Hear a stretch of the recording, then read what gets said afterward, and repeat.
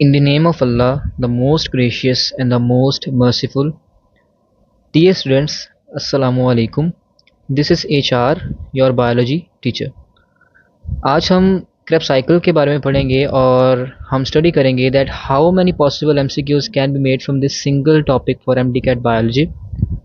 Our knowledge will not be restricted to any specific board, and inshallah we will study biology in a very different way from the others. अब यहाँ पे सबसे पहले अगर हम बात करते हैं क्रेब साइकिल्स की, क्रेब साइकिल की बात करते हैं तो सबसे पहले हमें पता होना चाहिए कि what is actually Krebs cycle.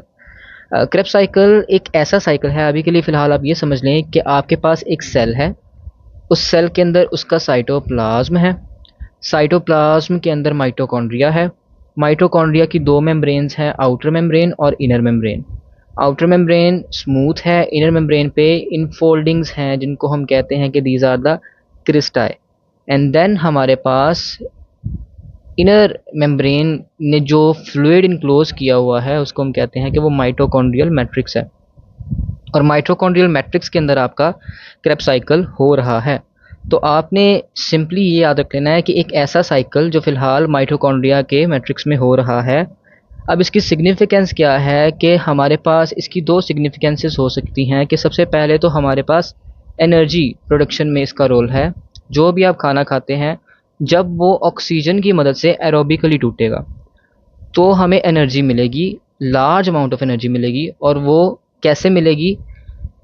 Electron transport chain पे बनने वाली एटीपी के ज़रिए मिलेगी। लेकिन उस एटीपी को बनाने के लिए हमारे पास NADH और FADH चाहिए होता है। वो NADH और FADH मुख्तलिफ सोर्सेज से आता है, और उनमें से क्रेब साइकिल एक सोर्स है जो कि NADH और FADH प्रोवाइड करती है। और दूसरा इसका काम क्या है कि ये इंटरमीडिएट्स प्रोवाइड करता है।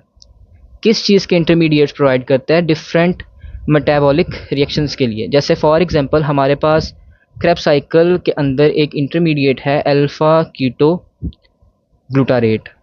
अल्फ़ा कीटो ग्लूटारेट एक कीटो एसिड है, यानी कि इसमें हमारे पास ऑक्सो ग्रुप भी है यानी कीटोन ग्रुप भी है, और साथ ही साथ इसमें एसिडिक ग्रुप भी है यानी कि COOH ग्रुप भी है। और इसकी मदद से हम क्या कर सकते हैं? हम ग्लूटामेट को बना सकते हैं। और ग्लूटामेट क्या है? ग्लूटामेट एक अमाइनो एसिड है, यानी कि डिफरेंट प्रोडक्ट्स के लिए इंटरमीडिएट्स प्रोवाइड करना ये भी क्रेब साइकिल का ही काम होता है। देन हम यहाँ पे बात करते हैं एग्जैक्ट लोकेशन की, जो कि हमने यहाँ पे बात कर ली कि माइटोकॉन्ड्रियल मैट्रिक्स इसकी एग्जैक्ट लोकेशन होती है। देन क्रेब साइकिल को डिफरेंट नाम दिए जाते हैं। क्रेब साइकिल का सबसे पहला नाम जो है इट इज़, जैसे आपने पढ़ा है अभी, क्रेब्स साइकिल। ये क्यों इसको कहा जाता है? आपके पास सर हैंस क्रेब ने इसको इंट्रोड्यूस किया था, तो उनकी नाम की हमने बदौलत इसको क्रेब साइकिल बोल दिया। देन हम बात करते हैं सिट्रिक एसिड साइकिल। इसको सिट्रिक एसिड साइकिल क्यों कहते हैं? अगर आप सबसे पहला रिएक्शन देखें ना क्रेब साइकिल का, तो वो ये होता है कि ऑक्सैलो एसीटेट और एसिटाइल कोए आपस में मिलते हैं और बना देते हैं सिट्रेट, और सिट्रेट को हम कहते हैं कि यही सिट्रिक एसिड है। तो सबसे पहली हमारे पास जो प्रोडक्ट बनती है क्रेब साइकिल के अंदर वो सिट्रिक एसिड है, वो सिट्रेट है, और उसकी बदौलत हमने क्या कह दिया? इसको सिट्रिक एसिड साइकिल कह दिया। और अगर हम यहाँ पे बात करें कि सिट्रेट का स्ट्रक्चर किस तरह से है, तो आपने सिंपली 3 कार्बन ड्रॉ करने हैं। आपको पता होना चाहिए कि सिट्रेट 6 कार्बन कंपाउंड है, इसमें 6 कार्बन है, तो आपने सिंपली 3 कार्बन ड्रॉ कर लेने हैं, और आपने उनके साथ COOH यानी कार्बोक्सिलेट ग्रुप लगा देने हैं, कार्बोक्सिल ग्रुप लगा देने हैं। और जो दरमियान वाला कार्बन है आपका, वहाँ पे आपने एक OH भी लगा देना है, और बाकी आपने हाइड्रोजन पूरे कर लेने हैं। ठीक है, तो ये जो आपके पास एक मॉलिक्यूल बन जाता है, इसको हम कहते हैं कि ये क्या है? ये सिट्रेट है। और सिट्रेट के अंदर आप देख सकते हैं कि आपको कार्बन नंबर 1, कार्बन 2, कार्बन 3 है। देन तीनों कार्बन पे आपके पास COOH ग्रुप्स हैं, और आपके पास एक OH है जो कि कार्बन नंबर 2 पे है। अब इन 3 COOH ग्रुप्स की वजह से हम इसको ट्राई कार्बोक्सिलिक एसिड साइकिल भी कह देते हैं, TCA साइकिल भी कहते हैं, क्योंकि इसके अंदर 3 कार्बोक्सिल ग्रुप हैं, 3 COOH ग्रुप्स हैं। किसके अंदर? सिट्रेट के अंदर। सिट्रेट क्या है? आपका पहला प्रोडक्ट है किस चीज़ का? क्रेब साइकिल का। कैसे बना? ऑक्सैलो एसीटेट और एसिटाइल कोए के मिलने से बना। ठीक है, तो ये आपके पास 3 नाम हो गए इनकी हमने बेसिस को एक्सप्लेन कर लिया। देन हम बात करते हैं सम इम्पोर्टेंट कॉन्सेप्ट्स जो कि आपको पता होने चाहिए क्रेब्स साइकिल्स को शुरू करने से पहले। आपको मालूम होना चाहिए कि जब भी आप कोई भी सबस्ट्रेट है, कोई भी मॉलिक्यूल है, सपोज मॉलिक्यूल एक्स है, उसके साथ कोएंजाइम ए अटैच है, कोए अटैच है, आप उसमें अगर वाटर की एडिशन कराएंगे तो क्या होगा, substrate x, molecule x coenzyme A से अलग हो जाएगा और ये जो बॉन्ड टूटा है, इस बॉन्ड के टूटने की वजह से आपको एनर्जी मिलेगी, अलॉट ऑफ एनर्जी मिलेगी। दूसरी चीज़ जो आपको पता होनी चाहिए वो ये पता होनी चाहिए कि एक ग्लूकोज मॉलिक्यूल से आपके पास 2 क्रेब्स साइकिल चलते हैं। अब इसका क्या मतलब है, आपके पास एक ग्लूकोज से हमें 2 पायरुवेट मिलते हैं और एक पायरुवेट से एक एसिटाइल कोए मिलता है, यानी कि 2 पायरुवेट से 2 एसिटाइल कोए, यानी कि अगर एक ग्लूकोज 2 पायरुवेट देता है तो इसका मतलब कि एक ग्लूकोज हमें 2 एसिटाइल कोए देगा, यानी कि इसका मतलब एक ग्लूकोज 2 क्रेब्स साइकिल चलाएगा, क्योंकि एक क्रेब्स साइकिल चलाने के लिए एक एसिटाइल कोई चाहिए होता है, एक एसिटाइल कोए चाहिए होता है। और एसिटाइल कोए जो है वो 2 कार्बन कंपाउंड है, it is basically 2 carbon compound. कैसा 2 कार्बन कंपाउंड, कि जिसके साथ हमने कोए अटैच किया हो। सपोज हमारे पास ये एक कार्बन है, ये एक कार्बन है, हमने क्या कर दिया, हमने इसके साथ कोए अटैच कर दिया। ये बेसिक स्ट्रक्चर है एसिटाइल कोए का। और आपने ये भी याद रखना है कि क्रेब्स साइकिल जब एक दफ़ा चलता है तो आपके पास 2 कार्बन डाइऑक्साइड प्रोड्यूस होती हैं, ये भी आपने पढ़ लिया। नेक्स्ट हम बात कर लेते हैं स्टेप्स ऑफ क्रेब्स साइकिल। तो हमारे पास क्रेब्स साइकिल के कितने स्टेप हैं, तो आपको पता होना चाहिए कि there are 9 steps of Krebs cycle. इनको हम काउंट भी कर लेते हैं। सबसे पहला स्टेप, ऑक्सैलो एसीटेट और एसिटाइल कोए का आपस में कंडेंस होके सिट्रेट का बनना, तो ये पहला स्टेप है। Then step number 2, step 3, 4, 5, 6, 7, 8 and 9। Total हमारे पास 9 स्टेप है जिनके अंदर क्रेब्स साइकिल रन करता है। अब यहाँ पे हम बात कर लें before starting the Krebs cycle we have precursors of Krebs cycle, यानी क्रेब्स साइकिल शुरू कैसे होता है, कहाँ से होता है। तो सबसे पहला जो आपके पास प्रीकर्सर है वो है ऑक्सैलो एसीटेट एंड दूसरा जो प्रीकर्सर है वो है एसिटाइल कोए। जब इन दोनों ने आपस में यूनाइट होना है, फ्यूज़ होना है, कंडेंस होना है, तो आपके पास बनेगा सिट्रेट, ठीक है। और साथ ही साथ आपने एसिटाइल कोए का स्ट्रक्चर भी याद कर लेना है। ये सारी की सारी बेसिक चीज़ें हैं, ठीक है ना।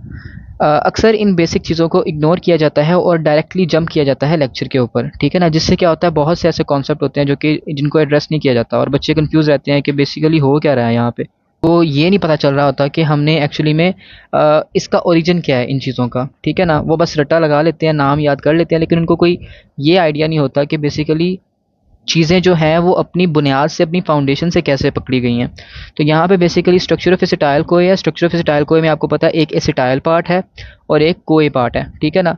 एसिटाइल ग्रुप आपने केमिस्ट्री में भी पढ़ा होगा, एसिटेट या एसिटाइल ग्रुप है, ठीक है ना। दूसरी तरफ आपके पास कोए वाला पोर्शन है और कोए जो है वो विटामिन B5 से ड्राइव होता है। ये चीज़ आप एक्स्ट्रा इन्फॉर्मेशन में याद कर लीजिए, ठीक है।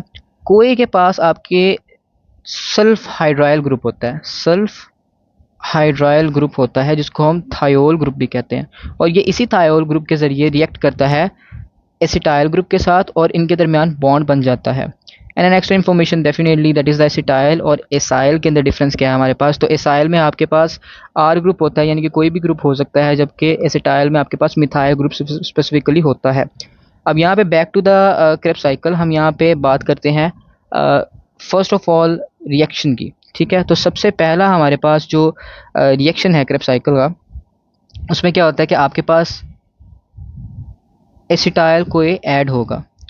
तो एसिटाइल कोए का हम स्ट्रक्चर ड्रॉ कर लेते हैं। So this is the acetyl CoA. Acetyl CoA की एडिशन होगी, साथ ही साथ आपके वाटर की एडिशन भी होगी, ठीक है। और मैंने आपको बेसिस में बताया है कि जब वाटर ऐड होगा, ठीक है, जब वाटर ऐड होगा साथ में, तो एसिटेट ग्रुप यानी एसिटाइल ग्रुप और कोए ग्रुप आपस में से सेपरेट हो जाएंगे। यानी होगा क्या कि आएगा तो एसिटाइल कोए, ठीक है, लेकिन वो जब जाएगा तो अपना कोए उसका निकल जाएगा, जबकि उसका जो एसिटेट पोर्शन है, उसका जो एसिटाइल पोर्शन है, वो मिल जाएगा किसको, ऑक्सैलो एसिटेट को, और वो बन जाएगा सिट्रेट, ठीक है। तो आपके पास अगर ऑक्सैलो एसिटेट के अंदर 4 कार्बन थे और आपके पास अगर एसिटाइल कोए के अंदर 2 कार्बन थे, स्पेसिफिकली उसका जो एसिटाइल पार्ट है, क्योंकि कोए पार्ट तो निकल गया, ठीक है, वाटर की एडिशन हो रही है साथ में, तो इसमें क्या होगा, आपके पास एक 6 कार्बन कंपाउंड बनेगा जिसको हम क्या कहते हैं, सिट्रेट।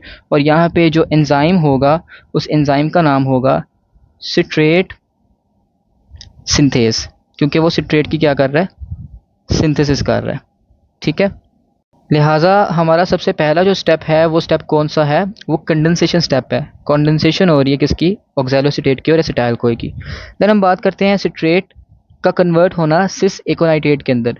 अब यहाँ पे क्या होगा, आपने इस चीज़ को याद कर लेना है इस तरह से कि पहले हमने क्या किया था, हमने वाटर ऐड किया था। ठीक है, जैसे ही हमने एसिटाइल कोई को ऐड किया, हमने साथ में वाटर भी ऐड कर दिया। अब क्या करेंगे, हम वाटर को रिमूव करवाएंगे। ठीक है, अगले स्टेप में वाटर को हमने रिमूव करवा दिया, पहले हमने वाटर ऐड किया, अब हम क्या करेंगे, वाटर को हमने रिमूव करवा दिया।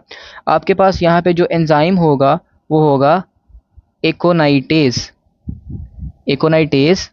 और जो आपके पास मॉलिक्यूल बनेगा वो बनेगा सिस एकोनाइटेट, तो सिस एकोनाइटेट बनेगा। अब यहाँ पे देखें कार्बन के अंदर कोई भी डिफरेंस नहीं आया, क्योंकि तो ये आपके पास 6 कार्बन कंपाउंड बन जाएगा। ठीक है, अब यहाँ पे हम इनका ना स्ट्रक्चरल डिफरेंस भी थोड़ा सा देख लेते हैं कि ये एक्चुअली में हो कैसे रहा है। एक सेकेंड, तो यहाँ पे आपको मैंने पहले ही बताया कि सिट्रेट का स्ट्रक्चर किस तरह से होता है। सिट्रेट का स्ट्रक्चर कुछ इस तरह से कि आपने 3 कार्बन बनाने हैं, उनके साथ आपने COOH लगा देना है, और साथ में हाइड्रोजन उनके पूरे कर दिए, और दरमियान वाले कार्बन के साथ OH ग्रुप आएगा। यह है सिट्रिक एसिड, इसको सिट्रेट कहते हैं। अब यही अगर आप देखेंगे सिस एकोनाइटेट का स्ट्रक्चर, तो उसमें आपने वाटर रिलीज करना है। तो आप क्या करेंगे, आप एक OH लेंगे और आप साथ वाले कार्बन से एक H लेंगे, और आपके पास जो स्ट्रक्चर बनेगा वो कुछ इस तरह से नज़र आएगा। क्या आपके पास COOH ग्रुप तो उसी तरह से है, आपके पास नंबर ऑफ कार्बन भी उसी तरह से है, 6 कार्बन है आपके पास, कांस्टेंट है। ठीक है ना, लेकिन यहाँ पे चूंकि आपने वाटर रिलीज़ किया है तो ये आपके पास अनसेचुरेशन क्रिएट हो जाएगी। And in the same way आप अगले ही स्टेप में देखेंगे कि जब आप आइसोसिट्रेट बनाएंगे, सिस एकोनाइटेट से जब आप आइसोसिट्रेट बनाएंगे, बेसिकली सिट्रेट से जब आप सिस एकोनाइटेट में गए थे तो आपने वाटर को रिलीज़ किया था। इसी तरह से जब आप सिस एकोनाइटेट से आइसोसिट्रेट में जाएंगे, आप दोबारा से वाटर को ऐड करेंगे। ठीक है, आप दोबारा से वाटर को ऐड करेंगे, और आपको पता है कि वाटर के अंदर क्या चीज़ होती है, वाटर के अंदर H और OH ग्रुप हुआ। तो यहाँ पे अगर हम स्ट्रक्चर बनाएंगे फिर से एक दफ़ा, तो आपने 3 कार्बन बना लिए, उनके साथ आपने COOH ग्रुप लगा लिए, और साथ ही साथ आपने क्या कर दिया, अब आपने वाटर ऐड करना है। लेकिन यहाँ पे थोड़ा सा फ़र्क आएगा, फ़र्क ये आएगा कि अब जो OH होगा वो साथ वाले कार्बन के पास जाएगा, और जो H होगा वो दरमियान वाले कार्बन के पास जाएगा। दूसरे वाला कार्बन जो है वो बिल्कुल वैसे का वैसा ही रहेगा। तो बेसिकली आप यहाँ पे डिफरेंस देखें कि आपके पास OH सेंटर में था, साथ वाले से हमने H लिया, वाटर बनाया, उसको रिलीज़ करवाया, डबल बॉन्ड क्रिएट हो गया। अब हमने दोबारा से वाटर ऐड किया, अब OH साथ वाले कार्बन के पास गया, टर्मिनल कार्बन के पास गया, दरमियान वाला जो सेंट्रल कार्बन है वहाँ पे H गया। ठीक है, और हमारे पास आइसोसिट्रेट बन गया। अब यहाँ पे कहने का मकसद क्या है, कहने का मकसद ये है कि आपके पास सिट्रेट और आइसोसिट्रेट ये दोनों क्या हैं, ये आइसोमर्स हैं। ठीक है, ये आइसोमर्स हैं। ठीक है, तो नेक्स्ट हम यहाँ पे बात कर लेते हैं सिस एकोनाइटेट। सिस एकोनाइटेट जो है इसके अंदर वाटर ऐड किया जाएगा, वाटर ऐड किया जाएगा, और ये कन्वर्ट हो जाएगा इनटू आइसोसिट्रेट। क्या कोई कार्बन नंबर का डिफरेंस आया, बिल्कुल भी नहीं, कार्बन नंबर बिल्कुल उतने ही हैं। और यहाँ पे एंजाइम कौन सा होगा, वही वाला एंजाइम होगा जो कि पहले था, एकोनाइटेज। ठीक है, एकोनाइटेज एंजाइम होगा यहाँ पे। ठीक है, तो ये आपके पास क्या हो गया, आपने पढ़ लिया कि आइसोसिट्रेट की फॉर्मेशन किस तरह से होती है। तो चलिए हम अपने नेक्स्ट स्टेप की तरफ चलते हैं, जो कि क्या है, formation of alpha ketoglutarate from isocitrate. अब यहाँ पे आइसोसिट्रेट तो आपने बना लिया। ठीक है, ये स्टेप थोड़ा सा डिफरेंट होने वाला है, क्योंकि यहाँ पे आपका कार्बन जो होगा उसका नंबर डिक्रीज होगा और 5 कार्बन बन जाएंगे। यानी कि आपके पास जो आपका अल्फा कीटो ग्लूटारेट है इसके अंदर आपके पास 5 कार्बन होंगे। ठीक है, और जो एक कार्बन निकलेगा वो किस फॉर्म में निकलेगा, वो निकलेगा in the form of carbon dioxide. ठीक है। एंड याद रखें कि जब भी किसी सबस्ट्रेट के अंदर से कार्बन डाइऑक्साइड निकलती है तो उसका कार्बोक्सिलेट ग्रुप एलिमिनेट हो जाता है। यानी आपके पास अगर एक सबस्ट्रेट है, उसके पास कोई कार्बोक्सिलेट ग्रुप है, तो बेसिकली वो कार्बोक्सिलेट ग्रुप जो है in the form of carbon dioxide हम उसको एलिमिनेट करवा देते हैं। ठीक है, तो ये आपके पास यहाँ पे क्या होगी, कार्बन डाइऑक्साइड रिलीज होगी। इसको हम कहते हैं डी कार्बोक्सिलेशन। इस रिएक्शन को कहते हैं डी कार्बोक्सिलेशन। डी का मतलब होता है रिलीज होना, निकलना, एलिमिनेट होना। कार्बोक्सिलेशन का मतलब होता है कार्बन डाइऑक्साइड का। तो ये आपके पास इस रिएक्शन में सबसे पहले आपने बात याद रख ली। ठीक है, तो अगर मैं यहाँ पे आपसे पूछूं कि आइसोसिट्रेट के पास आपके पास अटैच्ड COOH ग्रुप जो थे, कार्बोक्सिलेट ग्रुप जो थे, वो अगर 3 थे, तो यहाँ पे अल्फा कीटोग्लूटारेट के पास अटैच्ड कार्बोक्सिलेट ग्रुप जो हो जाएंगे वो 2 हो जाएंगे, क्योंकि एक कार्बन डाइऑक्साइड निकल गया। अब यहाँ पे बात करते हैं जो अगला, इसी स्टेप के अंदर जो अगला रिएक्शन हो रहा है, जो एक और चीज़ हो रही है, वो ये है कि NAD आएगा और NADH2 बन के चला जाएगा। ठीक है, तो ये आपके पास अभी क्या हुआ कि आपके पास NAD आया, ठीक है, और NADH2 बन के चला गया। अब इसमें बेसिकली आपके पास क्या होता है कि आइसोसिट्रेट जो है, आइसोसिट्रेट के पास क्या चीज़ होती है, आइसोसिट्रेट के पास एक तो इलेक्ट्रॉन्स होंगे, ठीक है, और साथ ही साथ उसके पास प्रोटॉन्स होंगे, यानी कि हाइड्रोजन होगा। ठीक है, हाइड्रोजन आइन होगा। ठीक है, अब सिंपली यहाँ पे क्या हो रहा है कि आपके पास NAD आया, NAD के पास ना इलेक्ट्रॉन्स थे, क्योंकि उस पर देखिए पॉजिटिव चार्ज है, तो NAD के पास ना ही इलेक्ट्रॉन्स थे और ना ही उसके पास प्रोटॉन्स थे, ना ही हाइड्रोजन थे।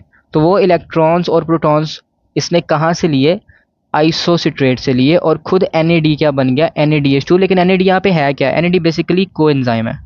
ठीक है, आपने पढ़ा होगा किसी भी एंजाइम को काम करने के लिए, कुछ एंजाइम्स को बेसिकली काम करने के लिए अपने साथ एक उनका दोस्त चाहिए होता है। जैसे आपको अपना दोस्त चाहिए होता है मोटिवेशन के लिए, इसी तरह से एंजाइम्स को काम करने के लिए उनका कोएंजाइम चाहिए होता है। और यहाँ पे इस रिएक्शन में जो एंजाइम होगा उसका जो कोएंजाइम है, उसका जो पार्टनर है, वो कौन सा, NAD है।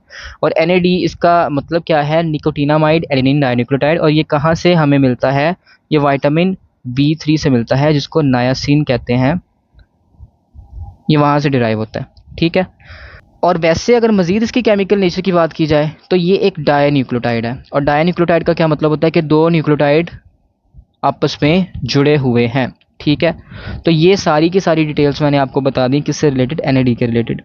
अब यहाँ पे बेसिकली हो क्या रहा है, आपने इस कॉन्सेप्ट को गौर से देखना है। NAD आया था विदाउट इलेक्ट्रॉन्स, NAD गया विद इलेक्ट्रॉन्स। ठीक है, NAD आया था विदाउट हाइड्रोजन, NAD गया विद हाइड्रोजन, NADH2 बन के। ठीक है, तो लिहाजा आइसोसिट्रेट ने अपने इलेक्ट्रॉन्स लूज किए और NAD ने इलेक्ट्रॉन्स गेन किए, NAD ने इलेक्ट्रॉन्स गेन किए और आइसोसिट्रेट ने इलेक्ट्रॉन्स लूज किए। तो आइसोसिट्रेट अगर अपने इलेक्ट्रॉन्स लूज कर रहा है तो इसकी क्या हो रही है, ऑक्सीडेशन। और अगर NAD इलेक्ट्रॉन गेन करके अपनी पॉजिटिव चार्ज को खो रहा है तो इसकी हो रही है रिडक्शन। आपने पढ़ा होगा loss of electron is oxidation, gain of electron is reduction. तो यहाँ पे बेसिकली क्या हो रहा है, यहाँ पे आइसोसिट्रेट अपने इलेक्ट्रॉन्स खो रहा है, NAD इलेक्ट्रॉन्स को कैप्चर कर रहा है, आइसोसिट्रेट ऑक्सीडाइज हो रहा है, NAD रिड्यूस हो रहा है, NAD रिड्यूस होकर क्या बन रहा है, NADH2। और आइसोसिट्रेट ऑक्सीडाइज होकर क्या बन रहा है, alpha ketoglutarate along with the release of carbon dioxide. इससे कार्बन डाइऑक्साइड भी निकल गई, इसके इलेक्ट्रॉन्स भी निकल गए, इसके अंदर से एक प्रोटॉन भी निकला, और यहाँ पे क्या हुआ, अल्फा कीटोग्लूटारेट की फॉर्मेशन हो गई। तो ये बेसिकली स्टेप हम इसको कहते हैं कि ये क्या हो रही है, ये ऑक्सीडेटिव डी कार्बोक्सिलेशन हो रही है। यानी कि एक तो हमने आइसोसिट्रेट की ऑक्सीडेशन कर दी, एक तो हमने उसके इलेक्ट्रॉन्स ले लिए, ठीक है, उसको कहा भाई अपने इलेक्ट्रॉन्स दे दो, हमें हमारे हवाले कर दो, और साथ ही साथ हमने उससे कार्बन डाइऑक्साइड भी निकाल ली। ठीक है ना, हाउ पुअर। तो यहाँ पे बेसिकली अल्फा कीटोग्लूटारेट बन गया। अब नेक्स्ट स्टेप के अंदर कुछ सेम चीज़ ही होने वाली है, एक दफ़ा फिर से ऑक्सीडेटिव डीकार्बोक्सिलेशन बेसिकली होगी, आपके पास कार्बन डाइऑक्साइड निकलेगी। इन द सेम वे आपके पास NAD प्लस आएगा और NADH2 बन के चला जाएगा। यानी कि क्या हो गई, ऑक्सीडेटिव डीकार्बोक्सिलेशन हो गई। जब ऑक्सीडेशन हुई तो आपके पास जो है साथ में डीकार्बोक्सिलेशन भी हुई, कार्बन डाइऑक्साइड रिलीज हो गई, मज़ीद कार्बन कम हो गया, सक्सीनाइल को ये बनता है, इसमें 4 कार्बन हो गए। क्यों, क्योंकि एक कार्बन और निकल गया, किसकी फॉर्म में, in the form of carbon dioxide. लेकिन यहाँ पे आपको एक छोटी सी चीज़ नज़र आएगी, एक छोटा सा डिफरेंस नज़र आएगा। जो ये वाली ऑक्सीडेटिव डीकार्बोक्सिलेशन है और जो दूसरे वाली ऑक्सीडेटिव डीकार्बोक्सिलेशन है, इन दोनों में थोड़ा सा फ़र्क है। और वो फ़र्क क्या है कि यहाँ पे एक छोटा सा काम और होता है, और वो ये है कि आपके पास को ए ग्रुप ऐड हो जाता है, को ए ग्रुप ऐड हो जाता है। ठीक है, तो आपके पास अल्फा कीटोग्लूटारेट से हमने जब CO2 निकाल ली, इसको ऑक्सीडाइज भी कर दिया अल्फा कीटोग्लूटारेट को, ठीक है ना, तो आपने एक साथ में क्या किया, आपने कोए को भी ऐड कर दिया, जिससे क्या बन गया, सक्सिनाइल कोए। ठीक है ना, तो ये सक्सिनाइल कोए बन जाता है। और मैंने यहाँ पे एंजाइम बताना मैं भूल गया था। यहाँ पे जो शुरू में एंजाइम था वो था आइसोसिट्रेट डीहाइड्रोजिनेज। डीहाइड्रोजिनेशन का क्या मतलब है, अब ये कौन सी बला है। डीहाइड्रोजिनेशन का मतलब होता है हाइड्रोजन का निकलना। डीहाइड्रोजिनेज क्या कराता है, हाइड्रोजन निकालता है। आइसोसिट्रेट डीहाइड्रोजिनेज का मतलब है कि आइसोसिट्रेट की डीहाइड्रोजिनेशन करेगा, उससे हाइड्रोजन निकाल लेगा। ठीक है ना, यानी कि उसकी ऑक्सीडेशन कर देगा। सिंपल सी बात है, क्योंकि loss of hydrogen is also known as oxidation. यहाँ पे अब मजीद हम बात कर लेते हैं कि हो क्या रहा है। अगले स्टेप में जो आपके पास एंजाइम होगा वो सिंपली यहाँ पे alpha ketoglutarate dehydrogenase complex, ये इस एंजाइम का नाम है जो कि यहाँ पे प्रेजेंट होगा। ठीक है ना, और यहाँ पे क्या हो रहा है, डीकार्बोक्सिलेशन हो रही है, ऑक्सीडेशन हो रही है, और साथ ही साथ एडिशन ऑफ कोए हो रही है। ठीक है, लंबी बात को थोड़ा सा कम करते हैं, आगे चलते हैं। आगे हमारे पास सक्सिनाइल कोए हमने बना लिया। अब यहाँ पे हम क्या करेंगे, हमने इसको कन्वर्ट करना है सक्सीनेट के अंदर। ठीक है, तो हम यहाँ पे क्या करेंगे, हम इसको सक्सीनेट में कन्वर्ट करने के लिए इसका कोए निकाल देंगे। सिंपल सी बात है ना, कि देखें सक्सीनाइल कोए है तो उसको सक्सीनेट में कन्वर्ट करना है, तो हम क्या करेंगे, हम इसका कोए निकालेंगे। अब मैंने आपको एक बात कही थी, जब हमने किसी चीज़ के पास कोए हो, ठीक है, हमने वो कोए निकालना हो, हम क्या करेंगे, हम उसको वाटर देंगे। वाटर के एडिशन से कोएंजाइम ए ग्रुप निकल जाएगा। ठीक है, और मैंने आपको ये बताया था कि जब किसी मॉलिक्यूल से, किसी सबस्ट्रेट से, यहाँ पे सबस्ट्रेट है, यहाँ पे मॉलिक्यूल है सक्सीनेट या बेसिकली सक्सीनाइल ग्रुप है, उसके साथ कोए था, हमने क्या किया, हमने वाटर को ऐड करवा के हमने ये बॉन्ड तुड़वा दिया, ये रिश्ता ख़त्म कर दिया, और हमारे पास बन गया एक तो सक्सीनाइल यानी सक्सीनेट ग्रुप, और दूसरी तरफ हमारे पास कोए ग्रुप बन गया। और हमें इस सब कुछ कराने से क्या मिला, हमें मिली एनर्जी। ठीक है, तो ये हमारे पास क्या मिल गई, हमें एनर्जी मिल गई। ठीक है, तो ये बेसिकली जो एनर्जी है ये रिलीज़ हुई है, इसका कोई ना कोई काम तो होगा। ये एवं तो नहीं रिलीज़ हुई, ये ऐसे तो नहीं रिलीज़ हुई, तो यहाँ पे होगा क्या कि जो भी एनर्जी रिलीज़ हुई है, जीडीपी आएगा,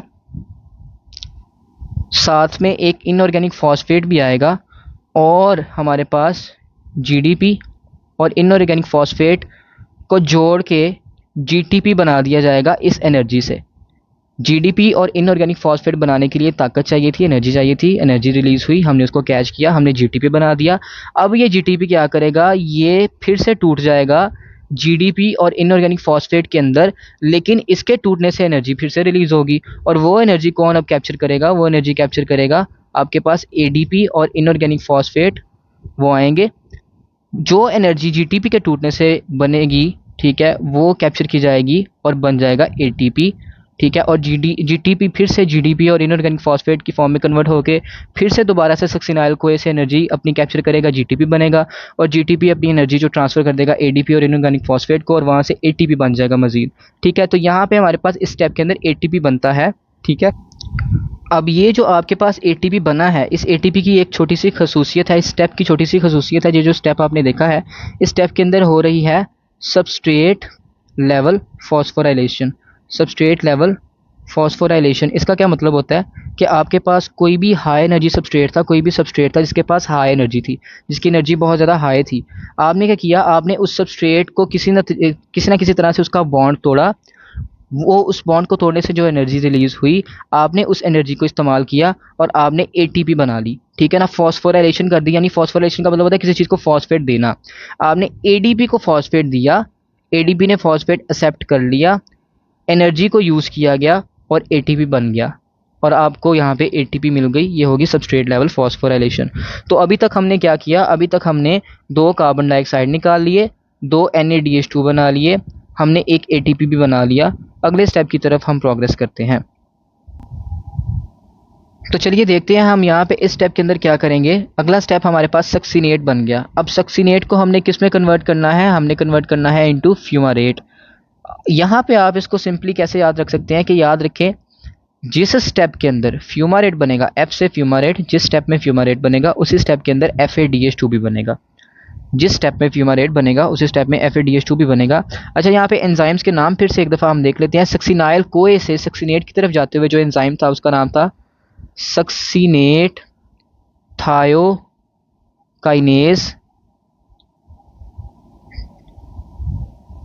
यहाँ पे हमने थायोएस्टर बॉन्ड को तोड़ा, हमने कोएंजाइम ए वाला बॉन्ड जो है हमने सक्सीनेट से तोड़ा था, वो थायोएस्टर बॉन्ड था और उसको तोड़ने से हमें क्या मिली, हमें एनर्जी मिली। अब यहाँ पे हुआ क्या, सक्सीनेट को हमने फ्यूमारेट में कन्वर्ट करना है। यहाँ पे आएगा हमारा नेक्स्ट गेम प्लेयर और वो होगा FAD पॉजिटिव और वो बन के चला जाएगा FADH2, यानी कि वो सिंपली क्या हो गया, वो रिड्यूस होके चला गया और सक्सीनेट को कर दिया ऑक्सीडाइज।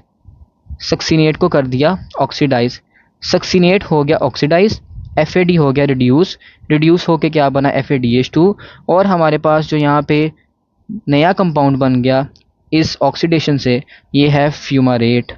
ठीक है, ये है फ्यूमारेट। और ये जो एंजाइम होगा यहाँ पे, इस एंजाइम का नाम क्या होगा, सक्सीनेट डिहाइड्रोजिनेज, यानी कि जिसने सक्सीनेट को डिहाइड्रोजिनेज यानी उसकी डिहाइड्रोजिनेशन कर दी, यानी कि उसकी ऑक्सीडेशन कर दी। सिंपल सी बात है। अब यहाँ पे बात करते हैं नेक्स्ट स्टेप की। नेक्स्ट स्टेप आपके पास जो आएगा वो क्या स्टेप होगा, it is basically conversion of fumarate into malate. तो फ्यूमारेट की मैलेट में कन्वर्जन हमने अब देखनी है, तो वो किस तरह से होगी कि सिंपली आप क्या करेंगे, आप यहाँ पे हाइड्रेशन स्टेप करवाएंगे, यानी वाटर ऐड करवाएंगे। अब जब यहाँ पे आपने वाटर ऐड करवाया तो फ्यूमारेट कन्वर्ट हो जाएगा मैलेट के अंदर। ठीक है, और यहाँ पे जो आपके पास एंजाइम होगा वो होगा फ्यूमारेज। तो ये आपके पास सिंपल सा एक स्टेप हो गया। आखिरी स्टेप आपके पास जो रहता है, उस स्टेप के अंदर क्या हुआ, उस स्टेप के अंदर फिर से NAD आएगा, NAD पॉजिटिव, और NADH2 बन के चला जाएगा। यहाँ पे आपके पास क्या हुई, ऑक्सीडेशन हुई, किसकी हुई, मैलेट की हुई। ऑक्सीडेशन के बाद क्या बना, मैलेट से ऑक्सैलोएसीटेट बना। NAD क्या हुआ, रिड्यूस हो गया, NAD रिड्यूस होकर क्या बना, NADH2 बना। यहाँ पे क्या कोई डीकार्बोक्सिलेशन नहीं हुई है, तो आंसर है नहीं, यहाँ पे डीकार्बोक्सिलेशन नहीं हुई, यहाँ पे सिर्फ ऑक्सीडेशन हुई है। ठीक है, और यहाँ पे आपने जो एंजाइम का नाम ले लिया वो एंजाइम है मैलेट डिहाइड्रोजिनेज। अब यहाँ पे हमने मैलेट डिहाइड्रोजिनेज के ज़रिए ऑक्सैलोएसीटेट दोबारा से बना लिया और ऑक्सैलोएसीटेट मज़ीद एसिटाइल कोए के साथ रिएक्ट करके बन जाएगा सिट्रेट, और ये साइकिल दोबारा से रिपीट हो जाएगा। अब हम बेसिकली इस साइकिल से हमें मिला क्या, हमें फ़ायदा क्या हुआ, हम उन चीज़ों की बात कर लेते हैं। सबसे पहले हम जो हमें चीज़ें चाहिए ना, हम उनकी बात कर लेते हैं। तो हमें क्या चाहिए, हमें चाहिए एक एसिटाइल कोए। ठीक है, हमें चाहिए ADP और साथ में इनऑर्गेनिक फॉस्फेट चाहिए। हमें चाहिए NAD+, कितने NAD+ चाहिए, 3। हमें चाहिए FAD+, कितने FAD+ चाहिए, 1। तो यहाँ पे ये हमारे पास ये चीज़ें होनी चाहिए जो कि क्रेब्स साइकिल की इनपुट में आती हैं। ठीक है, आउटपुट से क्या मिलता है, आपके पास एसिटाइल कोए के पास 2 कार्बन होते हैं। ठीक है, एसिटाइल कोए कन्वर्ट हो जाता है इनटू कार्बन डाइऑक्साइड, और कितनी कार्बन डाइऑक्साइड बनी है, 2। तो आपके 2 कार्बन एसिटाइल कोए वाले ऐसे निकल गए।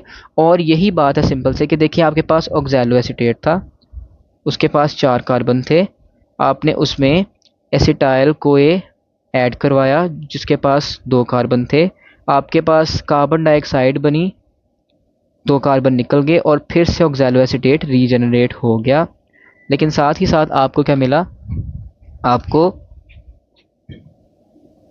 ATP मिल गया, आपको NADH2 मिल गया, आपको FADH2 मिल गया, FADH2 1 मिला और NADH2 3 मिले। तो ये आपने कंपाउंड्स बना लिए। इसमें से जो ATP है वो तो आप सिंपली डायरेक्टली यूज़ कर सकते हैं।